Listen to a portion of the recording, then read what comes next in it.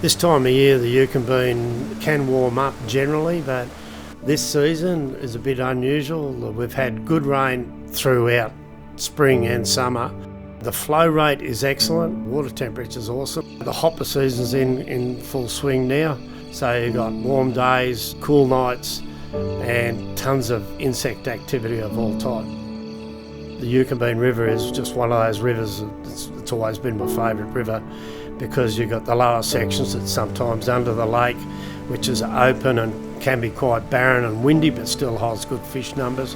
Then you get in the more freestone areas where it gets towards a tree line, where that's another unique area of the river, holds lots of younger fish and big fish mix.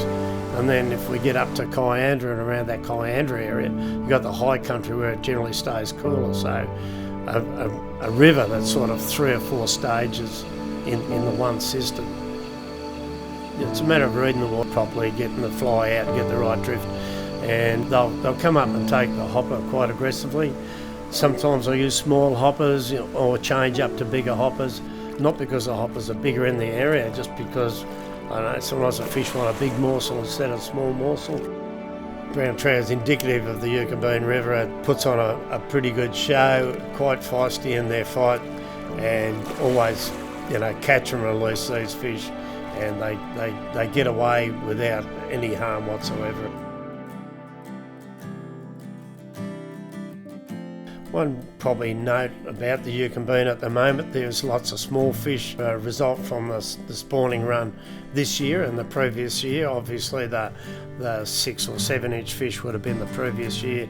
The smaller fish would be generally this year's strike rate. So that shows you how healthy the system is, and they're throughout the river system, from the up around Kyandra, 1500 metres above sea level, to all the way down to the lake, where at 1150 metres above sea level. So that too shows you the health of the system and the health of the fish. Tantangara also this time of year, one thing we've always got to remember is these lakes were put here for power generation, whether it be irrigation or whatever, but it's mainly power generation. So obviously when the draw on the power is the greatest, the lakes are going to go down, and that has happened with Tantangara. It was only 2.5 metres to go over the top and around 70%, now it's back down to 20%. Heaps of wildlife around Tantangara also, so you fish the edge, it may look barren, but it's far from barren. The fish is still there on the edge. There's been beetle hatches all summer. Got hoppers starting to come on in the high country up there also. Most anglers that come into the shop are still speaking highly of the quality of the fish being caught up there, whether they be mud-eye fishing or worm fishing or casting lures or fly fishing.